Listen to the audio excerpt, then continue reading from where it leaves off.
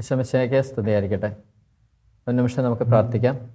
പിതാവായ ദൈവമേ, സ്വർഗം തുറന്ന് നിൻ്റെ അനന്തമായ കൃപ ഞങ്ങളിലേക്ക് വർഷിക്കണമേ. അനുദിന ജീവിതത്തിലുണ്ടാവുന്ന ഓരോ ബുദ്ധിമുട്ടുകളും സമാധാനത്തോടുകൂടി, സ്നേഹത്തോടുകൂടി, കൃപയോടുകൂടി മറികടക്കാനുള്ള ഒരു കൃപയ്ക്ക് വേണ്ടി പ്രാർത്ഥിക്കുന്നു. പരിശുദ്ധ അമ്മേ, നീ കൂട്ടായിരിക്കണമേ. പൗലോസ് അപ്പോസ്തലൻ ഗലാത്യക്കാർക്ക് എഴുതിയ ലേഖനം 1-ാം അധ്യായം 1 മുതലുള്ള വാക്യങ്ങൾ. മനുഷ്യരിൽ നിന്നോ മനുഷ്യൻ മുഖേനയോ അല്ല, യേശുക്രിസ്തു മുഖേനയും അവനെ മരിച്ചവരിൽ നിന്ന് ഉയർപ്പിച്ച പിതാവ് മുഖേനയും അപ്പസ്തോലനായിരിക്കുന്ന പൗലോസായ ഞാനും എന്നോടുകൂടിയുള്ള എല്ലാ സഹോദരരും ഗലാത്യയിലെ സഭയ്ക്ക് എഴുതുന്നത്. നമ്മുടെ പിതാവായ ദൈവത്തിൽ നിന്നും കർത്താവായ യേശു ക്രിസ്തുവിൽ നിന്ന് നിങ്ങൾക്ക് കൃപയും സമാധാനവും. തിന്മ നിറഞ്ഞ ഈ യുഗത്തിൽ നമ്മെ മോചിപ്പിക്കേണ്ടതിന് നമ്മുടെ പിതാവായ ദൈവത്തിൻ്റെ അഭീഷ്ടമനുസരിച്ച് നമ്മുടെ പാപങ്ങൾക്ക് വേണ്ടി അവൻ തന്നെ ബലിയർപ്പിച്ചു. ദൈവത്തിന് എന്നേക്കും മഹത്വമുണ്ടായിരിക്കട്ടെ. ആമേൻ. ഇവിടെ വചനത്തിൽ പൗലോസ് അപ്പസ്തോലനെ ഇൻട്രഡ്യൂസ് ചെയ്യുന്ന ഒരു ഭാഗമാണത്. അത് വായിച്ചപ്പോൾ എൻ്റെ ഉള്ളിൽ ഒത്തിരി സന്തോഷം തോന്നിയ ഒരു കാര്യമാണ്. മനുഷ്യരിൽ നിന്നോ മനുഷ്യൻ മുഖേനയോ അല്ല, യേശുക്രിസ്തു മുഖേനയും അവനെ മരിച്ചവരിൽ നിന്ന് ഉയർപ്പിച്ച പിതാവ് മുഖേനയും അപ്പസ്തോലനായിരിക്കുന്ന പൗലോസ്. പൗലോസിൻ്റെ ഐഡൻറ്റിറ്റി പൗലോസ് വെളിപ്പെടുത്തുകയാണ്. പൗലോസ് അപ്പസ്തോലനായിരിക്കുന്നത് മനുഷ്യരിൽ നിന്ന് കിട്ടിയതല്ല, മനുഷ്യൻ മുഖേന കിട്ടിയതല്ല. അത് പ്രത്യേകത യേശുക്രിസ്തു വഴിയും അവനെ മരിച്ചവരിൽ നിന്ന് ഉയർപ്പിച്ച പിതാവ് വഴിയും ലഭിച്ചതാണ്. ഇംഗ്ലീഷ് ബൈബിളിലൊക്കെ പറയുന്നത് ഇങ്ങനെയാണ്: from Paul was called to be an apostle did not come from human being or by human means but from Jesus Christ and the God the Father who raised him from death. അതായത് വിളി എന്ന് പറയുന്നത് അത് ദൈവത്തിൽ നിന്നുള്ളതാണ്, മനുഷ്യരിൽ നിന്നുള്ളതല്ല. എന്തിലേക്കുള്ള വിളി ആയിക്കൊള്ളട്ടെ, കുടുംബജീവിതത്തിലേക്കോ, സന്യസ്ത ജീവിതത്തിലേക്കോ, വൈദിക ജീവിതത്തിലേക്കോ, ഏകസ്ഥ ജീവിതത്തിലേക്കോ, ശുശ്രൂഷ ജീവിതത്തിലേക്കോ, ജോലി ജീവിതത്തിലേക്കോ, എന്തിലേക്കോ ആയിക്കൊള്ളട്ടെ, വിളി എന്ന് പറയുന്നത് അത് ദൈവത്തിൽ നിന്നാണ്. പലപ്പോഴും എനിക്ക് ഒത്തിരി അടുപ്പമുള്ള ഒരുപാട് സിസ്റ്റേഴ്സ്, അച്ഛന്മാരുണ്ട്.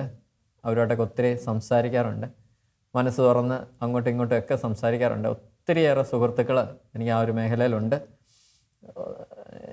എനിക്ക് നോക്കുമ്പോൾ ഒറ്റയ്ക്ക് നടക്കുന്നവരവരെ.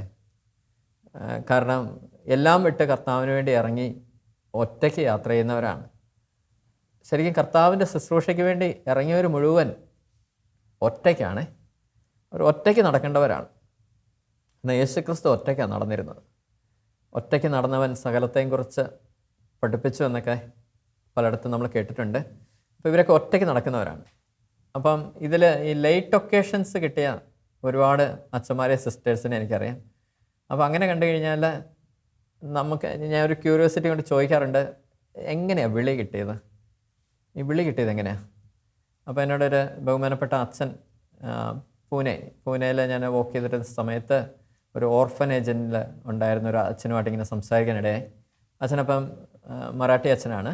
അച്ഛനിങ്ങനെ പറഞ്ഞു, അച്ഛന് 10ാം ക്ലാസ്സൊക്കെ കഴിഞ്ഞപ്പം വൈദികനാകാൻ തോന്നി. അങ്ങനെ ഒരു സെമിനാരിയിൽ ചെന്ന് ചേർന്നു. +2 ഒക്കെ കഴിഞ്ഞു. ഡിഗ്രിയൊക്കെ പകുതിയൊക്കെ ആയപ്പോഴത്തേക്ക് അച്ഛന് തോന്നിയത് ശരിയാവത്തില്ല, തിരിച്ചു പോയേക്കാം എന്നും പറഞ്ഞ അച്ഛനങ്ങ് തിരിച്ചുപോയി ഡിഗ്രി കഴിഞ്ഞു, BBA കഴിഞ്ഞു, MBA കഴിഞ്ഞു. അതിനുശേഷം കുറച്ച് നാൾ നാട്ടിലൊക്കെ ജോലി ചെയ്തു. നേരെ ഗൾഫിൽ പോയി. ഗൾഫിലൊരു കമ്പനിയുടെ MD ആയിട്ടൊക്കെ വർക്ക് ചെയ്യുകയാണ്. അങ്ങനെ വർക്ക് ചെയ്തു കുറേ കാലം കഴിഞ്ഞു. വീടെല്ലാം സെറ്റിലാക്കി, ഒത്തിരി കടബാധ്യത കാര്യങ്ങളൊക്കെ ഉണ്ടായിരുന്നു. സഹോദരന്മാരെയൊക്കെ സെറ്റിലാക്കി മുമ്പോട്ട് പോന്നു. അപ്പോൾ അച്ഛന് കുറേ കല്യാണ ആലോചനകൾ കാര്യങ്ങളൊക്കെ വന്നു. അപ്പോൾ അച്ഛൻ അതെല്ലാം റിജക്റ്റ് ചെയ്തു. കല്യാണം കഴിക്കാനൊന്നും തോന്നുന്നില്ല. അങ്ങനെ അങ്ങ് ജീവിതം മുമ്പോട്ട് പോവാണ്. 42 വയസ്സായി. 42 വയസ്സായി കഴിഞ്ഞപ്പോൾ അച്ഛന് വീണ്ടും തോന്നുവാണ്, വൈദികനായാലോ. അങ്ങനെ അച്ഛൻ വീണ്ടും തിരിച്ച് സെമിനാരിയിൽ ചേരുന്നു. അങ്ങനെ 49ാമത്തെ വയസ്സിൽ അച്ഛൻ പട്ടം കെട്ടി പുറത്തിറങ്ങി. 50-ാമത്തെ വയസ്സിലാണ് ഞാൻ കാണുന്നത്. അപ്പം അച്ഛനായിട്ട് 1 വർഷമായിട്ടുള്ളൂ. അപ്പോൾ കൊച്ചച്ഛനാണ് എന്ന് പറഞ്ഞാണ് ഇൻട്രൊഡ്യൂസ് ചെയ്യുന്നത്. എന്നിട്ട് അച്ഛൻ പറഞ്ഞൊരു കാര്യമുണ്ട്, കർത്താവ് ഒരു വിളി ഇട്ടാൽ നമ്മൾ ഈ ലോകത്ത് എവിടെ ചെന്ന് ഒളിച്ചാലും അവൻ പൊക്കും. പ്രത്യേകിച്ച് ശുശ്രൂഷയ്ക്ക് ഒരു വിളി ഇട്ടിട്ടുണ്ടെങ്കിൽ, വൈദികനാവാൻ ഒരു വിളി വീണിട്ടുണ്ടെങ്കിൽ, ഒരു സന്യസ്തയാവാൻ വിളി വീണിട്ടുണ്ടെങ്കിൽ, കുഞ്ഞെ നീ എവിടെ ചെന്ന് ഒളിച്ചാലും കർത്താവ് നിന്നെ പൊക്കും. പൊക്കാതിരിക്കത്തില്ല. കാരണം അത് അവൻ്റെ ബിസിനസ്സാണ്. It's his business, it's not our business. അത് അവൻ്റെ ബിസിനസ്സാണ്. അവനിഷ്ടമുള്ളവരെ തന്നിലേക്ക് ആകർഷിച്ചു എന്നൊക്കെ പറയുന്നത്. അവനിഷ്ടമുള്ളവരെ തന്നിലേക്ക് ആകർഷിച്ചു. അല്ല, അവരിൽ നിന്ന് 12 പേരെ അവൻ തിരഞ്ഞെടുത്തു. കോൾ, വിളി ഈശോ വിളിക്കുന്നതാണ്. അപ്പം ഇതുപോലെ തന്നെയാണ് നമ്മൾ ഓരോ ജീവിതങ്ങൾ ഇൻഡിവിജ്വലായിട്ട് നമ്മൾ എടുത്തു നോക്കുമ്പോൾ, നമ്മുടെ ഓരോ ജീവിത സാഹചര്യത്തിലേക്ക് നമ്മളെ നീക്കുമ്പോൾ, അല്ലെ അതിലേക്ക് നമ്മളെ കൈപിടിച്ച് നമ്മളെ അതിലേക്ക് നയിക്കുമ്പോൾ, ഇതെല്ലാം വിളി കർത്താവിൻ്റെയാണ്. പക്ഷെ നമ്മൾ എന്താ ചെയ്യുന്നതെന്ന് വെച്ച് കഴിഞ്ഞാൽ, ഈ വിളിച്ചത് കർത്താവാണെന്ന് മറന്നുപോകും. ഇനി അത് തലപ്പത്ത് ലീഡ് ചെയ്യുന്നവരാണെങ്കിലും, ഈ ചൂസ് ചെയ്യുന്ന വ്യക്തികളാണെങ്കിലും, ഏറ്റവും താഴേന്ന് ആ ശുശ്രൂഷ ചെയ്യുന്ന ആളാണെങ്കിലും മനസ്സിലാക്കേണ്ട ഒരു കാര്യം, ഇവരെല്ലാം വിളിച്ചേക്കുന്നത് കർത്താവാണ്. എല്ലാം വിളിച്ചേക്കുന്ന കർത്താവാണ്. ഇവിടെ ബഹുമാനപ്പെട്ട വട്ടായലച്ചൻ എഴുതിയ മനോഹരമായൊരു പാട്ടുണ്ട്. അവിടുന്ന് സഹ്യോനിൽ നിന്ന് ഇറങ്ങിയതാണ്. നട്ടതും നനച്ചതും ഏറെ പേരെന്നാലും വളർത്തിയതോ നിൻ കരങ്ങളല്ലേ. അതിമനോഹരമായൊരു ഗാനമാണ്. കാരണം വളർത്തുന്നത് കർത്താവാണ്. വളർത്തുന്ന കർത്താവാണ്. ആ കർത്താവിനെ വേണം നമ്മൾ കാണാൻ. എന്നെയൊക്കെ സഭയിലേക്ക് ഞാൻ മാമോദിസയൊക്കെ സ്വീകരിച്ച സഭയിലായി കഴിഞ്ഞപ്പോൾ, ശുശ്രൂഷയൊക്കെ തുടങ്ങിക്കഴിഞ്ഞപ്പോൾ, അതൊക്കെ ചെറിയ ചെറിയ തിക്താനുഭവങ്ങളൊക്കെ ഇങ്ങനെ ഉണ്ടാവാൻ തുടങ്ങുന്നു. അന്നൊന്നും മെൻ്റലി ഇതൊന്നും അക്സെപ്റ്റബിൾ അല്ല. കാരണം ഇതെല്ലാം ദൈവം അനുവദിക്കുന്നതാണ്. കാരണം ദൈവത്തിന് കുറേ കാര്യങ്ങൾ നമ്മളെ പഠിപ്പിക്കാനുണ്ട്. അപ്പം പണ്ടൊക്കെ ഇങ്ങനെ ഇതെല്ലാം മല്ലടിക്കുമായിരുന്നു. അങ്ങനെ മല്ലടിച്ച് കർത്താവുമായിട്ട് മല്ലടിക്കും. അപ്പം ഇങ്ങനെ ഇതൊന്നും അക്സെപ്റ്റ് ചെയ്യാൻ പറ്റുന്നില്ല. വലിയൊരു ഫ്രസ്ട്രേഷൻസ്, കാര്യങ്ങൾ, ഇനി വന്നത് ശരിയാണോ, ഈ വിശ്വാസം സ്വീകരിച്ചത് ശരിയാണോ, ഇവിടെ തന്നെ ആയിരുന്നു, വേറെ എങ്ങോട്ടേലും പോയാൽ മതിയായിരുന്നു എന്നൊക്കെ ചിന്തിക്കുന്ന ഒരു സമയത്തിലൂടെ എല്ലാം ഞാൻ കടന്നു പോയിട്ടുണ്ട്. ആ സമയത്തൊക്കെ ഈശോ എന്നോട് പറഞ്ഞൊരു ചിന്തയുണ്ട്, നിന്നെ സഭയിലേക്ക് വിളിച്ചത് ഞാനാണ്. വ്യക്തമായിട്ട് പറഞ്ഞിട്ടുണ്ട്, നിന്നെ സഭയിലേക്ക് വിളിച്ചത് ഞാനാണ്. എന്നെ മാത്രം കണ്ടാൽ മതി, ഇങ്ങോട്ട് മാത്രം നോക്ക്, എന്നെ മാത്രം കാണ്, എന്നോട് ചോദിക്കുക, നിനക്ക് ആവശ്യമുള്ളതൊക്കെ ഞാൻ തരാം. എന്നോട് ഒരു ദിവസം കർത്താവ് ചോദിച്ചിട്ടുണ്ട്, നിനക്ക് ഞാൻ ഒരു ശുശ്രൂഷ ഏൽപ്പിക്കാം, നീ ചെയ്യാവോ എന്ന് ചോദിച്ചു. അപ്പോൾ ഞാൻ പറഞ്ഞു, ആദ്യം പറ, അത് കഴിഞ്ഞിട്ടല്ല ഇത് ചെയ്യണോ വേണ്ടയോ എന്ന് നമുക്ക് തീരുമാനം എടുക്കേണ്ടത്. അത് കഴിഞ്ഞപ്പോഴത്തേക്ക് ഈശോനോട് പറഞ്ഞു, ഒരു വ്യക്തിയെ, ഒരു ഗ്രൂപ്പിനെ, ഒരു സമൂഹത്തെ ഒറ്റ പ്രാവശ്യം നിൻ്റെ ഫ്രണ്ടിൽ കൊണ്ടുവരുള്ളൂ. ഒറ്റ പ്രാവശ്യം. ആ ഒറ്റ പ്രാവശ്യം നീ എന്നെക്കുറിച്ച് പറഞ്ഞാൽ മതി. അത് നിൻ്റെ പച്ചയായ ജീവിതത്തിൽ ഞാൻ ഇടപെട്ട കാര്യങ്ങൾ മാത്രം പറഞ്ഞാൽ മതി. അത് അടിവരയിട്ട് പറഞ്ഞാണ്. നിൻ്റെ പച്ചയായ ജീവിതത്തിൽ, നിൻ്റെ പച്ചയായ, അതായത് നിൻ്റെ റിയലിസ്റ്റിക് ലൈഫിനകത്ത് ഞാൻ ഇടപെട്ട കാര്യങ്ങൾ മാത്രം നീ പറഞ്ഞാൽ മതി. നീ വേറെ ഒന്നും പറയണ്ട. പക്ഷേ അവർ തിരിച്ചു പോയി കഴിഞ്ഞാൽ അവർ പിന്നെ എൻ്റെ അടുത്തോ വരാവുള്ളൂ, വേറെ എങ്ങും പോകരുത്.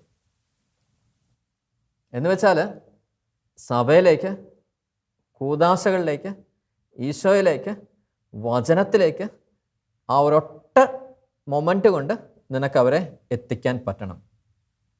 അങ്ങനെ ഒരു ശുശ്രൂഷ നിനക്ക് ചെയ്യാൻ പറ്റുമോ? എന്നെ മാത്രം കാണിച്ചു കൊടുക്കാൻ, എന്നിലേക്ക് മാത്രം ചൂണ്ടിക്കാണിക്കാൻ, എന്നെ മാത്രം പകർന്നു കൊടുക്കാൻ നിനക്ക് പറ്റുമോ എന്ന് ചോദിച്ചു. ശരിക്കും ഞാൻ അതിനുശേഷം എപ്പോഴും ഞാൻ ശ്രദ്ധിച്ചിട്ടുണ്ട്, എന്നോട് ഞാൻ 1-2 കാര്യം ശുശ്രൂഷ തുടങ്ങുന്ന സമയം തൊട്ട്, ദൈവികമായ ശുശ്രൂഷ, ഇറ്റ്സ് എ ഗ്രേറ്റസ്റ്റ് റെസ്പോൺസിബിലിറ്റി. നമ്മൾ ചിന്തിക്കുന്നതിലപ്പുറം ഒരു വലിയ, ഏറ്റവും വലിയൊരു ഉത്തരവാദിത്തമാണ് നമ്മൾ ഏറ്റെടുത്തിരിക്കുന്നത്. നിസ്സാര കാര്യമല്ല.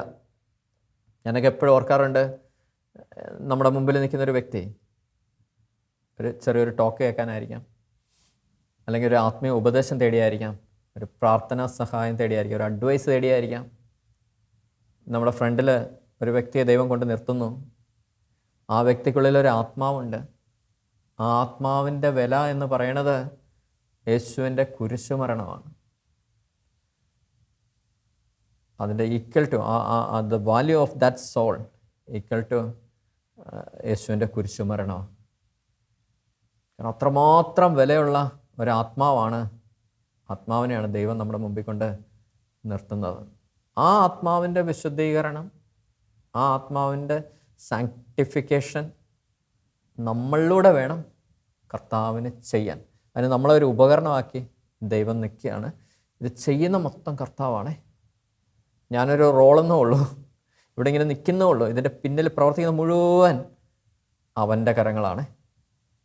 നമ്മളെ വെച്ച് ചെയ്യുന്നു, നമ്മളെ മുൻനിർത്തി നമ്മുടെ പിന്നിൽ നിന്ന് നമ്മളെ കൊണ്ടിങ്ങനെ ചെയ്യിപ്പിക്കുന്നു. എന്നിട്ട് നമുക്ക് മഹത്വം തരും. ആ ഒരു മഹത്വം കംപ്ലീറ്റ് ദൈവത്തിൻ്റെ മഹത്വമാണ് തരും. കാരണം ഇത് അതുകൊണ്ടാണ് പറഞ്ഞത് ഇറ്റ്സ് ഹിസ് ബിസിനസ്. ഇത് അവൻ്റെ ബിസിനസ്സാണ്. ഞാൻ ഓർക്കുന്നുണ്ട്, ഒരു ദിവസം ചെന്നൈയിൽ ഒരു യൂത്തിനൊരു പ്രോഗ്രാം. അപ്പോൾ ആ പ്രോഗ്രാമിന് വേണ്ടി ചെന്ന് ആ യൂത്തിൻ്റെ പ്രോഗ്രാം എല്ലാം കഴിഞ്ഞിട്ട് അവിടെ ഒത്തിരി ബഹുമാനപ്പെട്ട ഒരു വൈദികനുണ്ട്. വൈദികന് ഭയങ്കര സ്നേഹമാണ്. അച്ഛന് ഇഷ്ടംപോലെ കുക്ക് ചെയ്ത് തരും, പുതിയ പുതിയ ഡെലീഷ്യസ് ആയിട്ടുള്ള സാധനങ്ങളൊക്കെ ഉണ്ടാക്കി തരും. എന്നിട്ട് ആപ്പിൾ ടീ ഒക്കെ ഇട്ട് തരും. ആപ്പിളിൻ്റെ ഒരു ക്രഷൊക്കെ അച്ഛൻ വെച്ചിട്ടുണ്ട്, അതൊക്കെ ഒഴിച്ച് ടീ ഒക്കെ ഇട്ട് തരും. ഭയങ്കര സ്നേഹമാണ്, ഭയങ്കര കെയറിങ് ആണ്. എന്നിട്ട് ഈ അച്ഛൻ ഞങ്ങളെ കൊണ്ട് ഒരു കോൺവെൻറ്റിലൊക്കെ കഴിപ്പിച്ചെല്ലാം കഴിഞ്ഞിട്ട് ഞങ്ങളെ ഒരു ലോക്കൽ സ്റ്റേഷനിൽ വിടണം. അവിടുന്ന് ഒരു അരമണിക്കൂർ ട്രെയിനിൽ ട്രാവലുണ്ട്, ലോക്കൽ ട്രെയിനിൽ ട്രാവലുണ്ട് ചെന്നൈ സെൻട്രൽ വരാനായിട്ട്. അവിടുന്ന് 9:15 ട്രെയിൻ. അപ്പം അച്ഛൻ കോൺവെൻറ്റിൽ നിന്ന് ഞങ്ങളെ ഒരു 8-10 ആയപ്പോൾ ഇറക്കി വണ്ടി ഇങ്ങനെ ഓടിച്ചു പോയി. ഒരു ബൈ റോഡ് എടുക്കേണ്ടതിന് അച്ഛനൊരു ഫ്ലൈ ഓവർ കയറി കഴിഞ്ഞപ്പം അച്ഛൻ ഫ്രണ്ടിൽ നിന്ന് ഇങ്ങനെ പറയുന്നുണ്ട്, കർത്താവേ, എൻ്റെ കണ്ണ് കാണുന്നില്ലെന്ന് തോന്നുന്നു, എനിക്ക് വഴി തെറ്റിയെന്ന് തോന്നുന്നു, ഞാൻ എങ്ങോട്ടാണ് പോകുന്നതെന്ന് എനിക്കൊരു ബോധം കിട്ടുന്നില്ല, കർത്താവെ സഹായിക്കണേന്ന് അച്ഛനിങ്ങനെ പ്രാർത്ഥിക്കുന്നത് ഞാൻ കേട്ടു. അപ്പോഴേ എൻ്റെ മനസ്സിൽ തോന്നി ട്രെയിൻ മിസ്സായി. കാരണം ആ ഒരു കയറ്റം കയറി ഒരു 30-35 കിലോമീറ്റർ കറങ്ങാതെ വേറൊരു ബൈ റോഡിൽ വന്ന് ഇറങ്ങത്തില്ല. അവസാനം ഊട്ടിപ്പിടിച്ച് ഈ ലോക്കൽ സ്റ്റേഷനിലെത്തിയപ്പോഴത്തേക്ക് 8:40 കഴിഞ്ഞു. അപ്പോൾ 8:40 ഓടിപ്പിടിച്ച് ഈ ട്രെയിനിൽ കയറി ഈ ട്രെയിന് സെൻട്രൽ എത്തിയപ്പോഴത്തേക്ക് 9:10. അപ്പം ഈ ലോക്കൽ സ്റ്റേഷനിൽ നിന്ന് മെയിൻ ചെന്നൈ സെൻട്രലിലേക്ക് ഒരു 10 മിനിറ്റ് നമുക്ക് നടപ്പുണ്ട്. ഞാൻ ഭാഗ്യമിട്ട് ഊട്ടി ഞാൻ കയറിയപ്പോഴത്തേക്ക് എൻ്റെ വണ്ടി മിസ്സായി. സാധനം വണ്ടി ഇങ്ങനെ പോകുന്നു, ബാക്കിൽ ഇങ്ങനെ എക്സൊക്കെ ഇട്ട് ട്രെയിൻ ഇങ്ങനെ മൂവ് ചെയ്യുകയാണ്. എനിക്ക് വരാത്ത അരിശമില്ല, ദേഷ്യമില്ല. സാധാരണ ഈ ശുശ്രൂഷയ്ക്ക് പോകുമ്പോൾ ഉണ്ടാകുന്ന ഒരു അനുഭവം എന്താണെന്ന് വെച്ച് കഴിഞ്ഞാൽ, ഒരു രീതിയിൽ ഇവൻ നമ്മളെ എത്തിപ്പെടാൻ സമ്മതിക്കത്തില്ല. അതാണ് എനിക്കുള്ള എപ്പോഴും ഒരു അനുഭവം. അതാണ് എന്താണെന്ന് വെച്ച് കഴിഞ്ഞാൽ, ഇവൻ നമ്മളായിട്ട് വട്ടം ചുറ്റിക്കും. ഈ പിശാച് എന്ന് പറഞ്ഞ സാധനം നമ്മളായിട്ട് വട്ടം ചുറ്റിക്കും. എത്ര അറിയാവുന്ന വഴിയാണെങ്കിലും ഒന്ന് വട്ടം ചുറ്റിച്ചേ അവിടെ എത്തിക്കത്തുള്ളൂ. സാധാരണ ശുശ്രൂഷ കഴിഞ്ഞ് വരുമ്പോൾ സ്മൂത്ത് ആയിരിക്കും. പക്ഷേ ഈ ചെന്നൈ ചെന്ന് കഴിഞ്ഞപ്പോൾ ഇതെല്ലാം കഴിഞ്ഞ് തിരിച്ചു വന്നപ്പോഴത്തേക്ക് ഈ ട്രെയിൻ മിസ്സായി. എനിക്ക് അക്സെപ്റ്റ് ചെയ്യാൻ പറ്റുന്നില്ല. കാരണം എൻ്റെ ജീവിതത്തിൽ ആദ്യമായിട്ട് അങ്ങനെ ഒരു സംഭവം. എന്നിട്ട് എനിക്ക് ദേഷ്യമാണോ അരിശമാണോ, അങ്ങനെ അവസാനം ഞാനൊരു ട്രെയിൻ ഷെഡ്യൂളൊക്കെ നോക്കി കഴിഞ്ഞപ്പോൾ ടിക്കറ്റോ കാര്യങ്ങളൊന്നുമില്ല, ബസ്സൊന്നുമില്ല. ആ സമയം ലോക്കൽ ബസ് കംപ്ലീറ്റ് എല്ലാം വിട്ടു പോകും.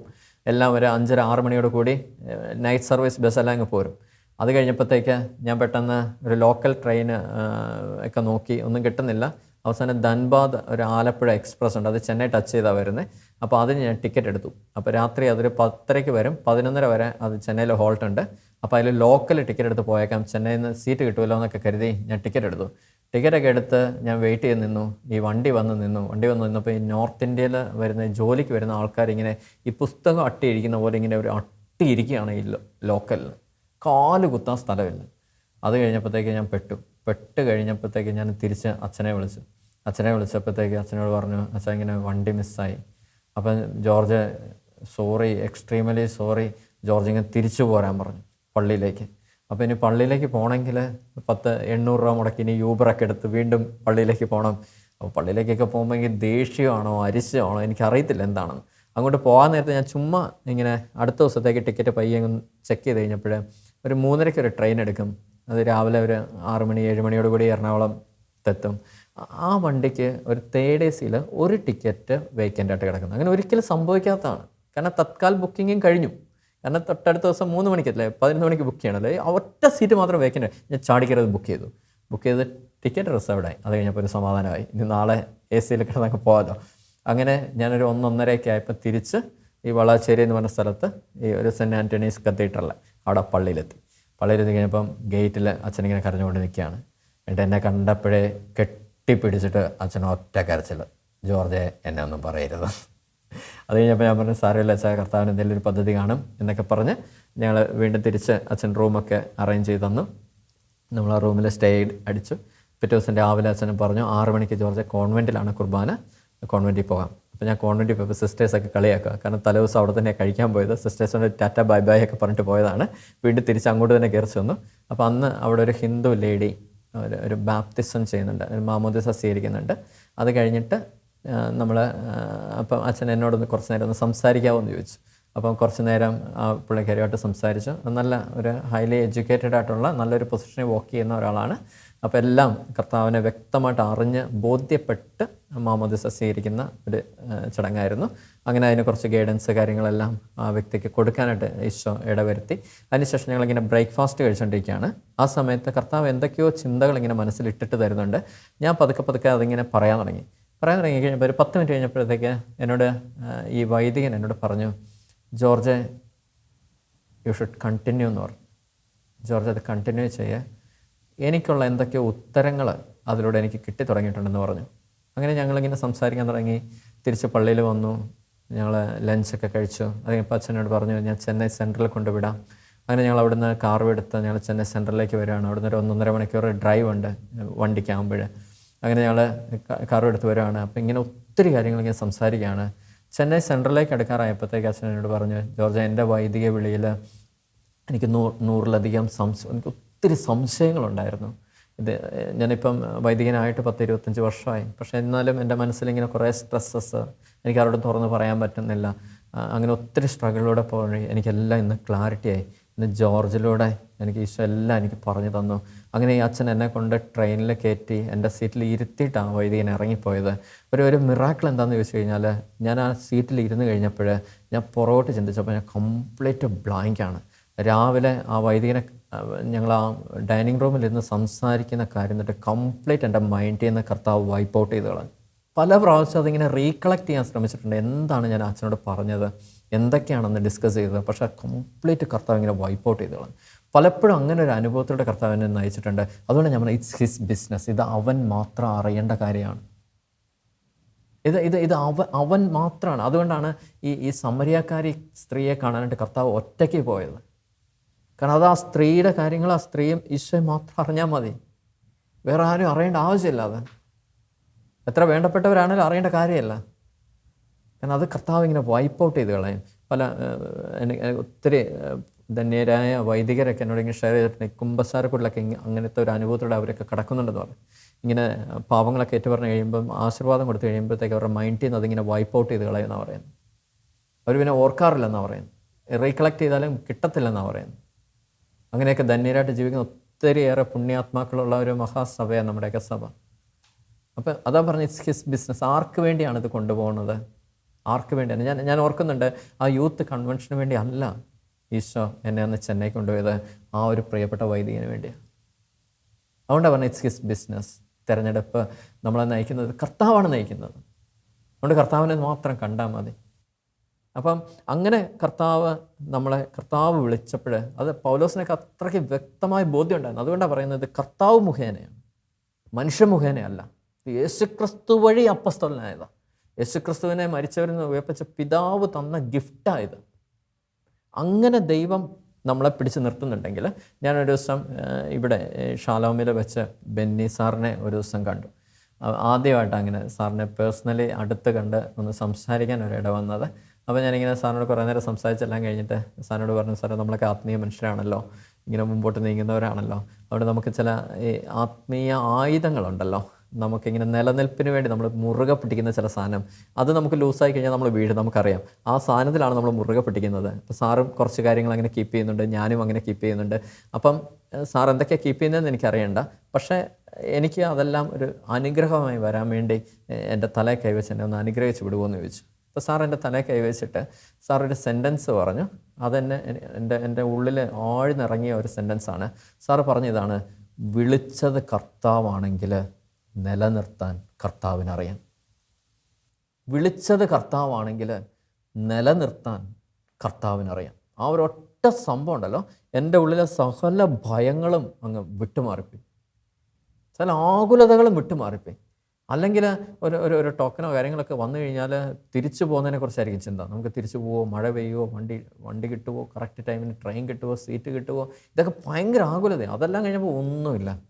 കാരണം കൊണ്ടുവന്നത് കർത്താവാണെങ്കിൽ കൊണ്ടുപോകാൻ കർത്താവിനറിയാം. അപ്പം നമ്മളങ്ങനെ എഫേർട്ട് എടുക്കണ്ട.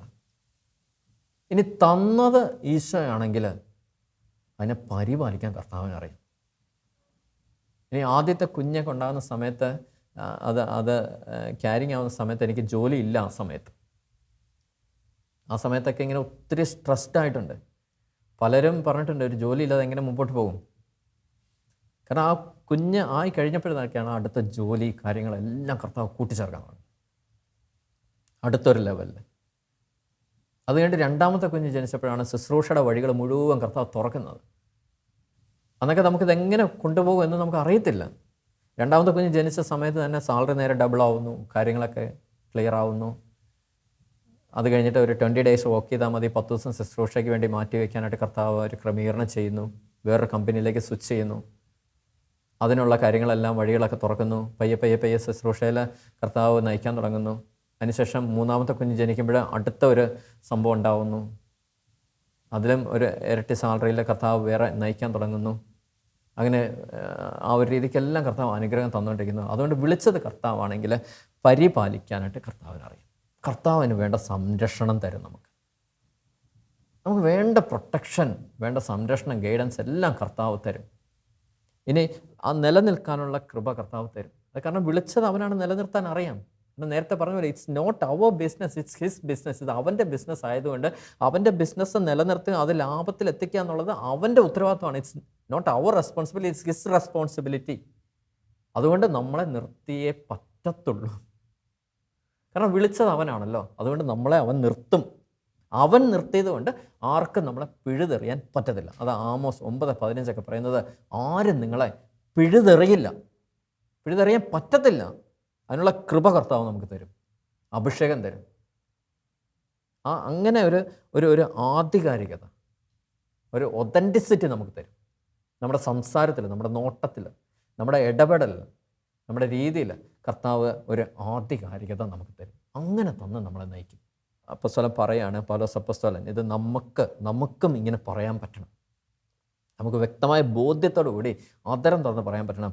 മനുഷ്യരിൽ നിന്നോ മനുഷ്യൻ മുഖേനയോ അല്ല, യേശുക്രിസ്തു മുഖേനയും അവനെ മരിച്ചവരിൽ നിന്ന് ഉയർപ്പിച്ച പിതാവ് മുഖേനയും അപ്പസ്തോലനായിരിക്കുന്ന പൗലോസായ ഞാൻ, ഇങ്ങനെ എനിക്ക് നിങ്ങൾക്കും പറയാൻ പറ്റണം. അതിനുള്ള ഒരു കൃപ സ്വർഗം തരട്ടെ. ആ ദൈവത്തിൻ്റെ സാന്നിധ്യം നമുക്കത് വെളിപ്പെടുത്തി തരട്ടെ. യേശു ക്രിസ്തുവാണ് നമ്മളെ വിളിച്ചിരിക്കുന്നത്. അവനെ മരിച്ചവരിൽ നിന്ന് ഉറപ്പിച്ച പിതാവാണ് നമുക്ക് ആ കൃപ തരുന്നത്. അതുകൊണ്ടാണ് പറയാം, നമ്മുടെ പിതാവായ ദൈവത്തിൽ നിന്ന്, കർത്താവായ യേശു ക്രിസ്തുവിൽ നിന്ന് നിങ്ങൾക്ക് കൃപയും സമാധാനവും തന്ന് നമ്മളെ നയിക്കുന്നത് അവനാണ്, പരിപാലിക്കുന്നത് അവനാണ്, നിലനിർത്തുന്ന അവനാണ്. അതിനുള്ള കൃപ നമുക്ക് തരുന്നത് അവനാണ്, ആധികാരികത തരുന്ന അവനാണ്, ശക്തി തരുന്നത് അവനാണ്, അഭിഷേകം തരുന്ന അവനാണ്, കൊണ്ടു നടക്കുന്ന അവനാണ്, ചെയ്യിപ്പിക്കുന്നവനാണ്. അതുകൊണ്ട് ആ ദൈവത്തിന് മഹത്വം ഉണ്ടാവട്ടെ. ആമേൻ.